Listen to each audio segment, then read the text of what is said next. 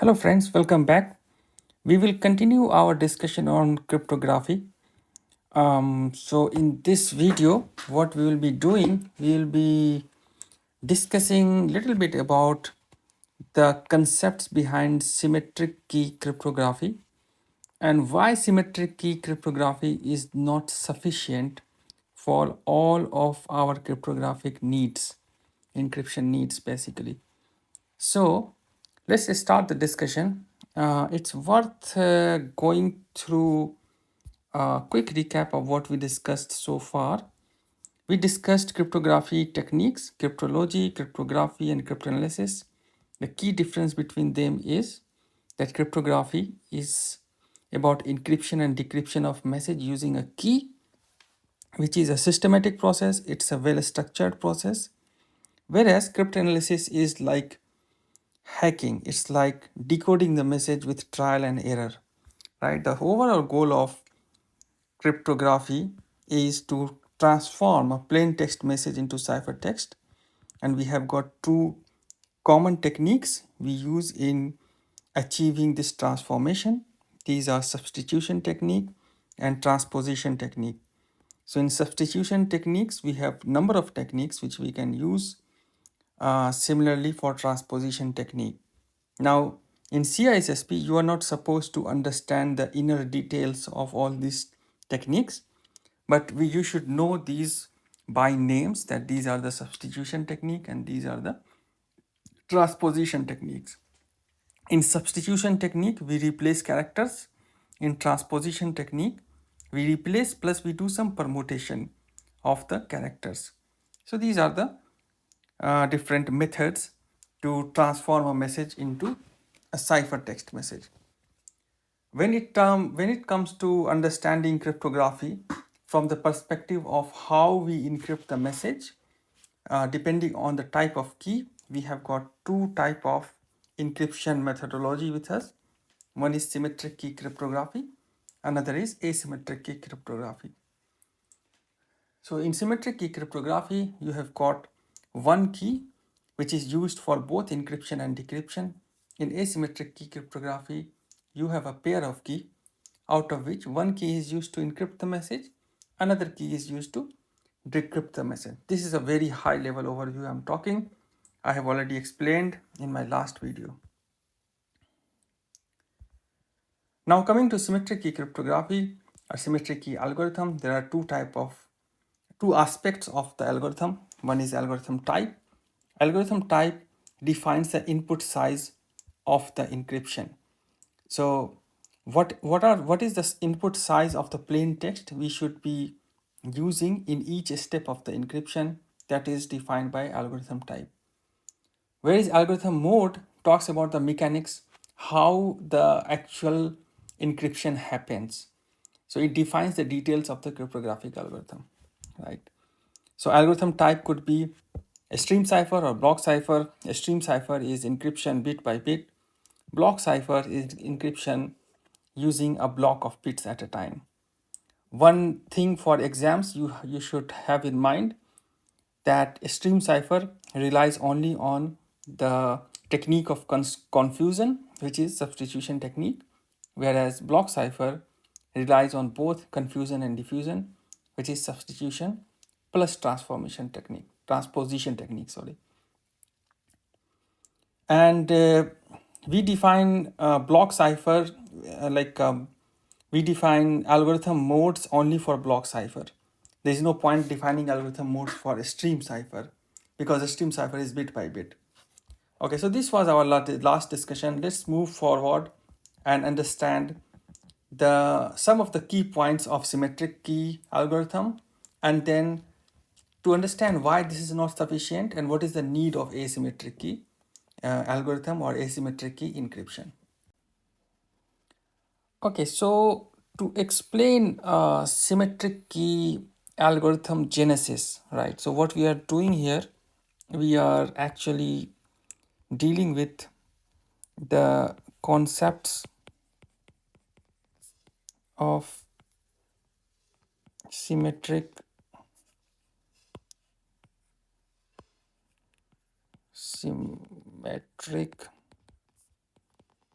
cryptography.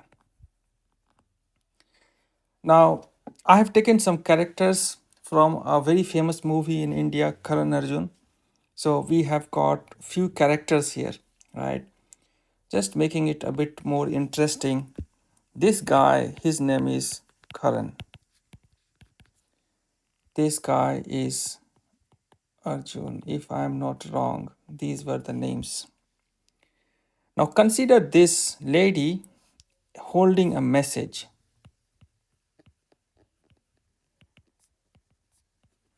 And this is the bad guy, of course. He's a hacker, or you can think of him as a attacker.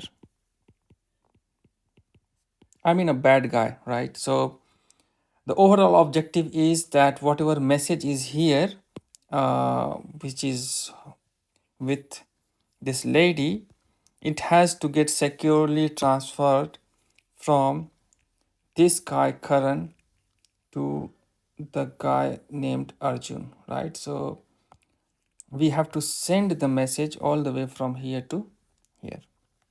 Now how we can do it? There are many ways to do it. If I think like in a situation where we don't have these technologies which we have now, what Karan will do is he can put this whole message into an envelope. So let's draw an envelope here, or let's think of a box, right? So he put the whole message in the box and sent the box to Arjun, right? So the box is being sent here, but there is a chance that this hacker can intercept it, and the chance is really high because he is the owner of the whole village. So he will eventually get the box and open it. Now that is not a foolproof solution. So what Karan do, he actually puts a lock here. Now let's draw a lock. Let's draw a good lock. So this is a lock. So he puts a lock and he sends the box to Arjun. Now again, we haven't solved the problem, because if the box with the lock is intercepted by this bad guy, what is going to happen? Either he can break the lock if he has ability to, or he can get the key for this lock and open the box, right? So problem is there. When Karan was sending this box to Arjun, so he will also send the key. Let's say this is the, let's draw the key. Here is the key. He also sends key to Arjun. So if this bad guy can hack the box, he can very well hack the key as well. So if you are using a method where you have got a lock and a key, and that lock and key has to be transferred or moved in a medium from source A to source B, then that will not guarantee the security of the message, as the message you are sending can be intercepted, and the key can also be intercepted. So we have to find a way, a really clever way, so that the sharing of key is at least much more secure than sharing the message, right? So we have to think of making a really good lock and key pair first, and then sending the key in a way that that is far more secure than sending the message. How we can do it, right? Now, before we go in how we can do it, in cryptography, this type of situation where you have got one lock and one key, right? And that is used for locking the message and unlocking the message. You are using the same key to lock this box and same key to unlock this box. If we are doing such a method, this method is called symmetric cryptography, right? So this is something which you should keep in mind, that in any message, if you are having only one key to send the message and the same key is used to decrypt the message, um, then it is a symmetric cryptography. The word symmetric means the same here, and this word symmetric is used in the context of the key, right? Now we will see some of the properties of this symmetric key first, then we will see how we can create a key which is shared between Karan and Arjun, and even though hacker wants to intercept the key, but he can't do it in a real quick time. By the time he gets the key, then another key can be shared. So that's how we put the delay, and this hacker will not get any advantage of getting the keys. Okay, so let's move on. So in symmetric key algorithm, as I explained, you have got a message and you have got two parties, party A, which is Karan here, and party B, which is Arjun here, and you have got a party C, which is, let's call it C, which is the bad guy, like the attacker or any person who is not supposed to read the message, right? So for every party A and B, what is going to happen, the message, let's take this message which is with the lady who is the mother of both the guys, like Karan and Arjun. So if this is the message M, what is going to happen, Karan is gonna encrypt this message with a K key, which is the secret of doing the encryption.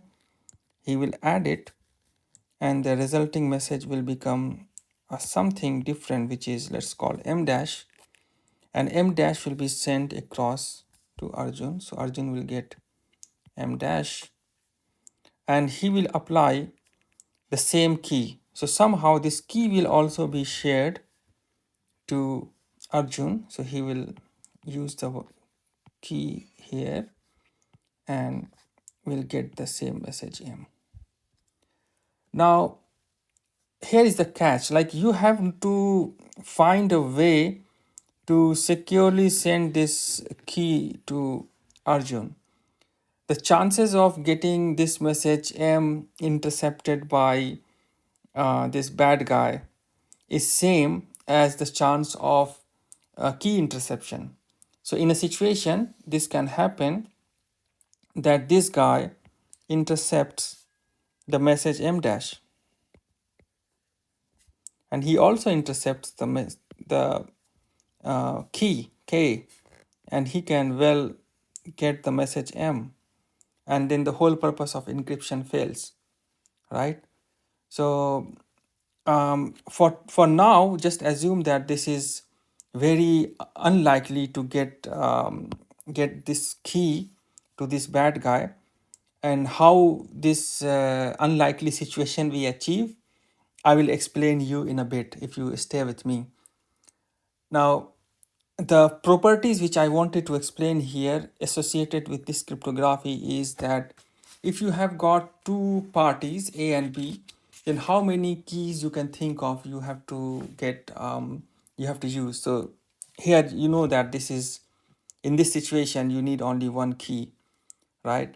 Now if you have got more than two parties here, let's say, let's draw a very quick table here. So you have got um, people or parties involved, and then you have to think of the number of keys.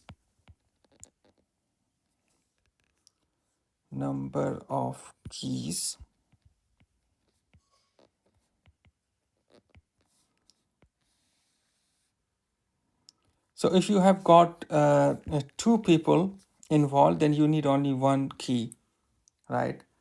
But if you have got three people involved, then how many keys you need? So in two people, you know that those parties were called A and B, and here you can think of A, B, and C. C is not this bad guy. Let's say C is the legitimate guy now. So here you need only one key because there was only one pair, A, B, right? This was the only one pair. Now you have got three people here. So you need three, you can think of three pair. How these three pair will look like? One pair will be AB, another pair will be AC, and third pair will be BC, right? So A can communicate to B, A can communicate to C, and B can communicate to C. The way it will look like this. So AB, there is one pair. A will communicate to B, A will communicate to C, AC, and B will communicate to C. Is there any other pair we can think of? No. AB is as good as BA, AC is as good as CA. So this is a pair. Now, how many pair you see here? You see three pairs. So you need three keys, right? For every pair, you need another set of keys.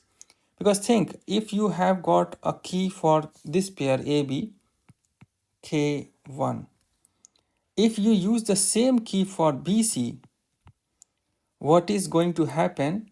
The message sent from A to B, let's say this is message M, and B to C, if this is message N. So C can read the message of sent by B, and C can read the message sent by A as well, because they are using the same key. That is the reason for every key pair you need another another key, right? So here will be K2, here will be K3, right? Now if you have got four parties involved, A, B, C, and D, how many pairs you can think of? Now the pairs will be big here. Now A will communicate to B. Think like this: A, B, C, D, right? So one pair will be AB, of course. The second pair will be AC. A will communicate to B, A will communicate to C, and third pair will be A will communicate to D. So these are the three pairs here. Then B will communicate to C, B will communicate to D, and C will communicate to D as well, right? Now everyone is connected and no one is left out. So how many lines we see? 1, 2, 3, 4, 5, 6, right? We can write it down. A will communicate to B, A will communicate to C, and then A will communicate to D, and B will communicate to C. Sorry. Then B will communicate to D, then C will communicate to D. So these are the pairs. So we have got 6 pairs. So in mathematics, this type of pairing relationship can be simplified with a formula. And the formula is that the number of keys equals to n times n minus 1 divided by 2. So if you are n people communicating, then this number of keys will require. Definitely you see that as the participants are increasing, the number of keys will be like too much. So for example, if you scale it to a very really big number, let's say 1,000 people. So if n equals to 1,000, then the number of key will be 1,000 times 1,000 minus 1, which is 909 divided by 2, and this will turn out to be 499,500, 4,99,500. So this much number will come out. The number of keys will require for 1,000 people, which is practically very difficult to implement, and this is one of the disadvantage of symmetric key cryptography, that it's easy and simple for less number of participants, but as the number of participants grow, managing those keys will be a challenge. Like if you have to manage these many keys, you can think of how much computing resource will be taken by a computer system to just manage the keys. So this is one problem. This formula is not something which is going to come in exam, but this will give an indication uh, that how many keys you want or you will need when you are doing symmetric key cryptography. Now, the key question of this whole algorithm or cryptography is still unanswered, that how this key can be made secret. Now, to answer that, there is a very famous algorithm which is called Diffie-Hellman key exchange algorithm, or Diffie-Hellman key agreement algorithm, which was proposed by Whitefield Diffie and Martin Hellman. So they come up with a mathematical method of key exchange in a way that they share some random numbers between parties A and B, and in the end both A and B will do some calculation, and with that calculation they will come up with keys which will eventually be same. So that is called Diffie-Hellman algorithm. So now let's explore Diffie-Hellman algorithm. So far we have understood what is symmetric key cryptography and how many keys we need for a pair of communication, and if the pair of communication increases, if the number of participant increases, then how many keys eventually will be needed, or how we can calculate that using a mathematical formula. Now we'll look into how to securely know the value of k, the key exchanged, so that it is secure. And the method which I said is Diffie-Hellman key exchange algorithm, which we are gonna study next. Okay, now we will see Diffie-Hellman key exchange algorithm. So before we do that, what we are gonna do is let's move this guy a little bit here. We don't need message as well, just let's keep it on the side. And then now let's see how the algorithm is working. So in this case you have got two people who want to share the key, right? So we are now studying what we call it as key exchange. Remember, the key has to be same. Both Karan and Arjun wants the same key to encrypt and decrypt the message, and there will be only one key required for now for this communication, because you have got only two people. So for two people, one key is sufficient. Now what is going to happen? What will happen exactly is based on the Diffie-Hellman algorithm. First, both the participant, like here, Karan and Arjun, will agree on two large prime numbers, right? Just assume that for this situation, both are good mathematician, and they agree on two large prime numbers, n and g. So here, what we will do, he will agree on two numbers, n and g. Both has to be prime numbers, n and g, right? I'm giving you just a very simple understanding why we selected a prime number.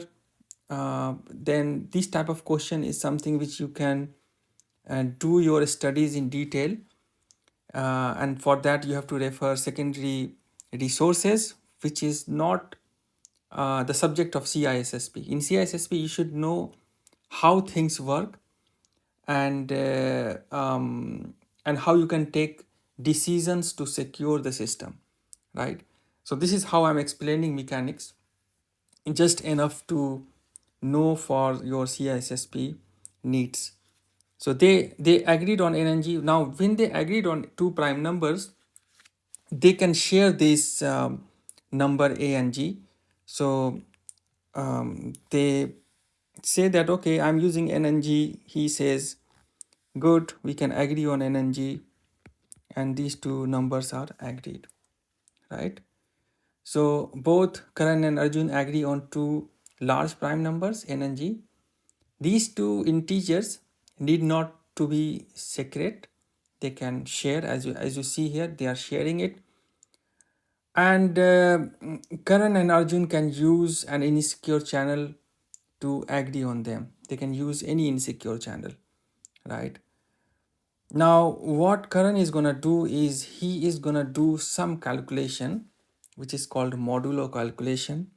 And in this modulo calculation, what he will do, he will calculate a number A, which will be basically related with G and N in this way. So he will say A equals to G raised to the power X mod N. Remember, you have got G and N as the random prime numbers which they agreed. These prime numbers has to be large number. As large number as they will select, that much security they will achieve. Eventually security is basically time, how much time an attacker will take to decrypt the message. So if you take large numbers, it will take large a big time to decrypt it for the attacker. So this is how he will calculate A. And what is X here? Now X is any large random number. This need not to be a prime number, any number he can think of, right? Now this A can be sent across. So what will happen? This A will be sent to Arjun here. So he will receive this letter A. He got A. Now the attacker can also get this number A, but you will see the magic in time. Like, even though attacker gets this message, this number A, he will not be able to do anything. Right? There are ways he can use, that is called man in the middle attack, which I will explain also. But at this time, just understand the functioning of Diffie-Hellman algorithm. Now, what Arjun is going to do, he will also do a calculation. He will calculate a number B in this way. So he will calculate B equals to G raised to the power Y mod N. Now he got B. So what he will do, he will send this number B to Karan, and here the number will appear B, right? So both shared N and G initially, which we say it as two large prime numbers, right?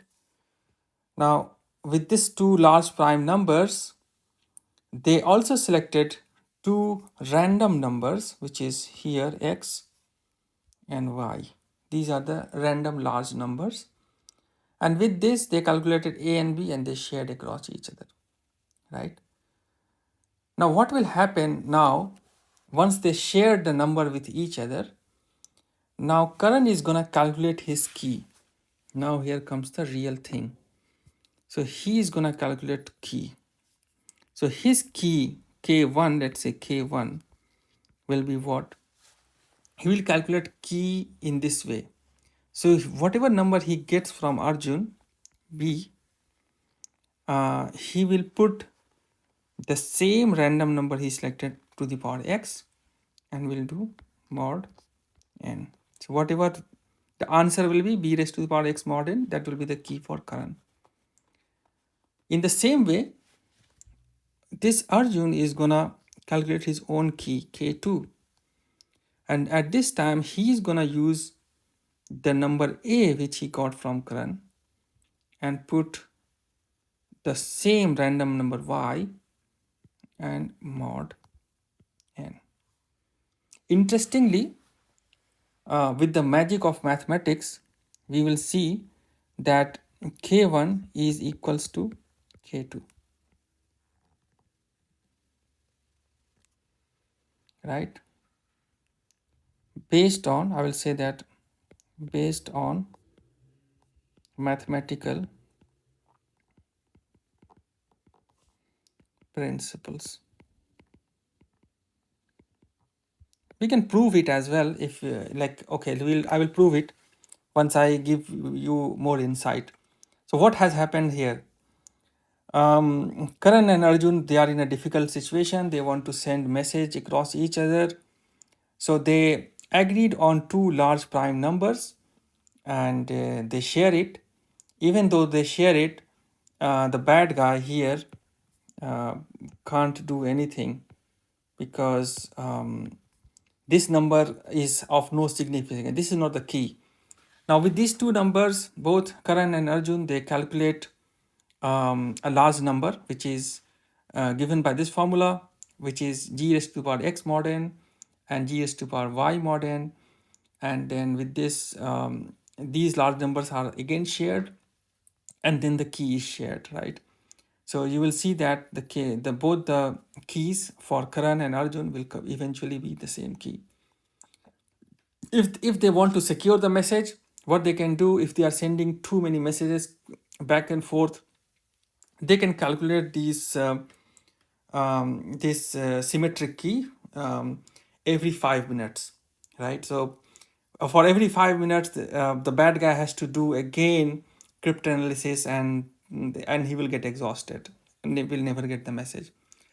Mathematically, it is practically impossible for anyone to do reverse engineering and get this value of k1 and k2 unless that guy acts as an intermediary and plays a game which is called man in the middle attack, which I will explain in a separate video. For this video, my intention is for you guys to understand symmetric key and how Diffie-Hellman addresses the problem of symmetric key exchange. So this is, I think, clear for everyone that this is how symmetric key is exchanged. Now, why k1 and k2 is equal? We can quickly, I will quickly show here why k1 is k1 and k2 is equal. Now we can take this k1, which is b raised to the power x mod n. Let me paste it here, right? Now in this b raised to the power x mod n, if we recall the value of b, who calculated the value of b?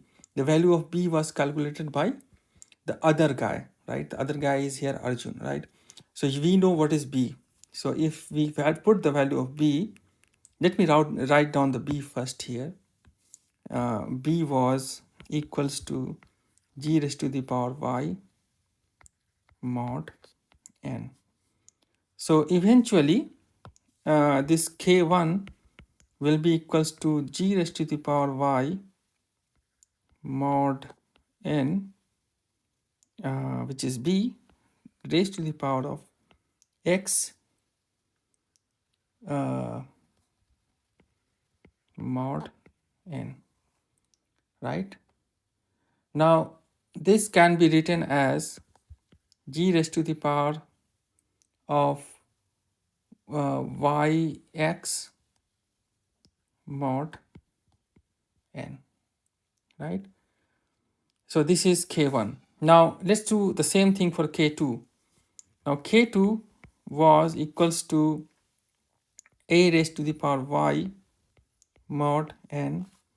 And what is a? We know what the value of a. Who calculated? Karan calculated the value of a, which is g raised to the power x mod n, right? So what I will do here, g raised to the power x mod n to the value of y mod n, which is equals to g raised to the power x y mod n, right? Now you can see here that k1 is equals to k2 equals to g raised to the power x y mod n. This is the way we can prove that both the keys are actually equal. Okay, now I explained you using some generic algebraic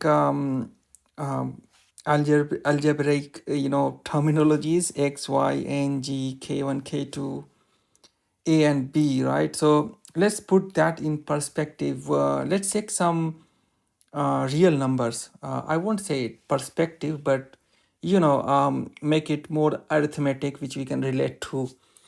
Now, let's suppose that the numbers which they agree are two prime numbers. Let's take initially small numbers. Let's assume that the values they selected is like this.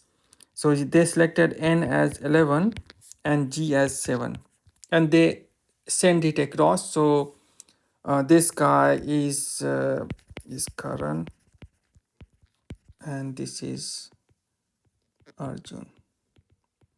So this also gets n equals to 11, g equals to 7, right? Now what this guy is gonna do is in the next step, he's gonna calculate what a. So first party is always a in my explanation. Second party is b. So he will calculate a. So the way he calculates a is a equals to g raised to the power x mod n. So let's write down first g raised to the power x mod n. Now g is what? 7. And let's say the value of x selected is 3. So let's say 3. You can select any number, and then mod, what is n? N is 11, right? So write 11. So 7 times 7 times 7, which will come 343 mod 11. Now if you divide, then you will get remainder as 2. So this becomes 2. A will be the number a will be 2. Now similarly, Arjun is going to calculate number b, which is again the same formula, but a different random number y mod n, right? So what is g here? Again 7 raised to the power 3. No, not, he will not necessarily be using number 3. Let's take some other number. Let's say he takes number 6, and then mod n is again 11.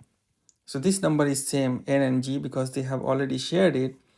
Now 7 raised to the power 6, if you calculate, it will come around 117,649 mod 11. If you divide this number by 11, you will get 4 as remainder. So b is equals to 4. Now swap. A will come here, b will come here. Now when they calculate A and B, they don't keep it to themselves. The way they shared n and g with themselves, they share a and b as well. So there is no problem with that. Then they shared. Now this guy, Karan, is gonna calculate his key. Let's use another color, k1, which is equals to the formula here. K1 will be, he calculated a, but he got b, right? So it will be b raised to the power x mod n, right? Now what is b here?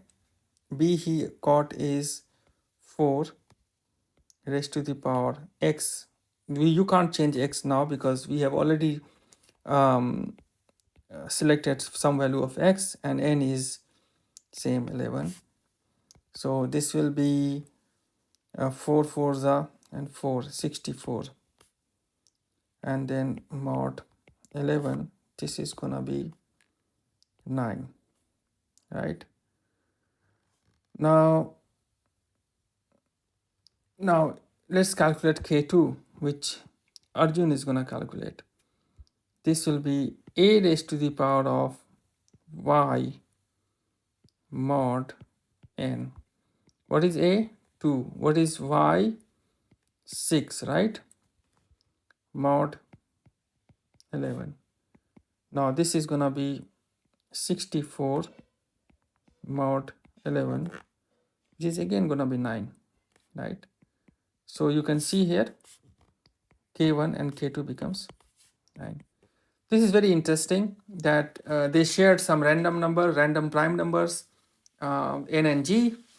With that random number, they do the modulo operation, calculated two values a and b. Again, they shared the same, it's the same way they shared n and g. And then based on that, they calculated um, the values of key. And now this key, K1 and K2 is same. This message can be encrypted. So if the message which we take from this lady, this message, he can use K1, encrypt, send, here m dash, he will apply K2 and get the message m. And K1 and K2 is actually same mathematically. So this is how Diffie-Hellman algorithm works. You can practice it with different numbers. You should know what is modulo operation.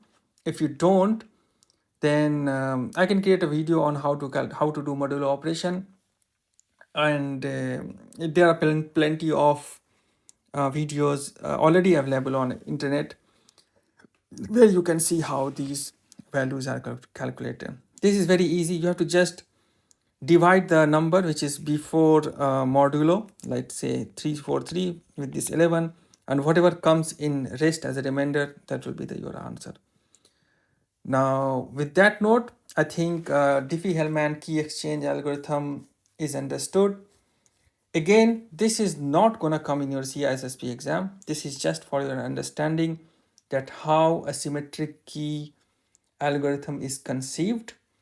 And even though in an empirical sense, in physically, we don't see that key being exchanged, but that key is calculated mathematically, right? There's a deep philosophical insight as well here for people who are interested in how empiricism works and how mathematics is something which we can't always explain in empirical sense. So yeah, in our next video, what we are gonna do is we will bring the bad guy here, the Thakur of the village, and we'll see how he plays man in the middle attack, and what are the limitations of Diffie-Hellman algorithm. Thanks for watching the video. Please subscribe to my channel for similar content and share this video with your friend who are preparing for CISSP exam. Best of luck.